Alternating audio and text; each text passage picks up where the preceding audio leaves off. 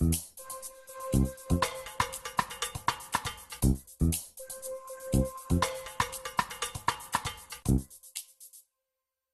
I hope you enjoyed your first week and have settled down into a mode of study that allows you to get through the material efficiently.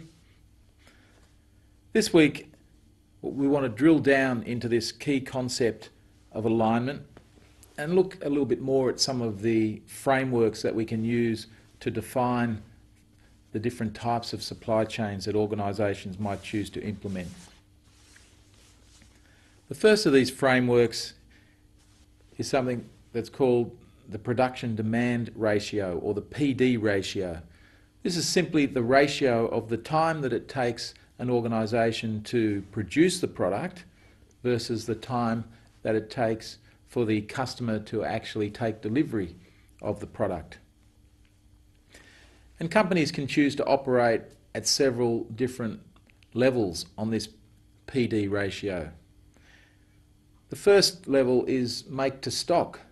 This is where companies choose to build inventory and hold that inventory in stock for the customer to come in and then purchase the product almost immediately. A typical example is most of your grocery products that you might buy.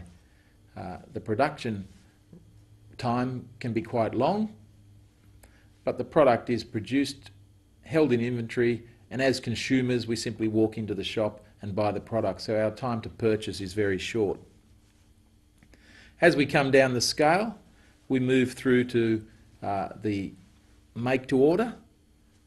This is where the company will not start to produce the product until they actually receive an order. So as a customer, once you've placed your order, you then have to wait whatever that time period is for the customer, for the company to make the product. Lastly, there might even be what's called resource to order. So in a resource to order scenario, the company won't even purchase the raw materials and the labour that it needs to build the product until they've actually received your order. An example of that might be getting a house built.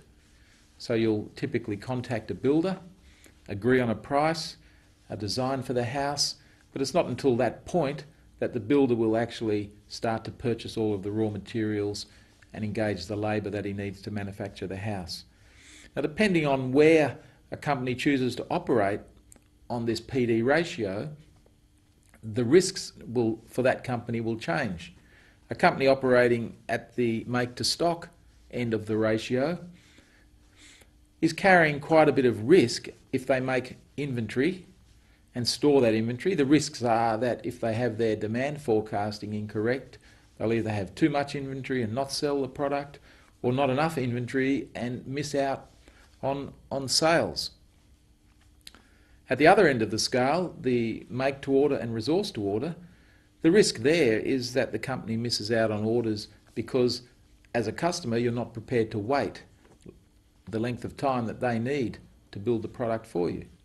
So there's different risks at each end of the scale, and it's up to organisations to determine what risks are they happy to accept, what's the optimum point for them. The next framework we look at is the efficiency and responsiveness matrix.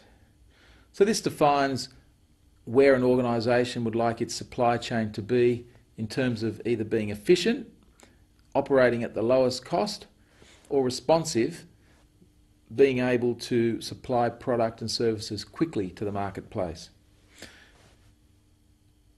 Where an organisation operates on this framework will very much depend on the level of variability associated with the demand for the product, and also the supply of raw materials for the product, and also the level of accuracy associated with forecasts. Typically, if the demand is certain and the supply is certain, then companies will try to maximise their efficiency in the supply chain. And this involves a whole set of actions like operating at economic order quantity, batch levels, using the most efficient forms of transport, producing in large quantities. As they do this, it becomes much more efficient and they can lower their overall unit cost. The other end of the scale, if demand is less certain, then organisations would not be wanting to make in large quantities, not be wanting to hold large levels of inventory, because there will be no certainty that they may be able to sell that inventory. So organisations would rather choose to be responsive to the marketplace. So if demand increases, they would like to quickly increase their supply to meet that demand, but if demand drops, they can quickly lower their capacity so that they don't have excess inventory. So there are a lot of important decisions that organisations have to make on whether they want to operate at that efficient end of the scale or the responsive end of the scale. But the first step is really to work out which end of the scale should we be at. And so we look at a matrix or a framework that helps organisations determine which end of the scale they should be operating at. So I hope you enjoy reading through and studying Unit 2. I look forward to seeing you again at the start of Unit 3.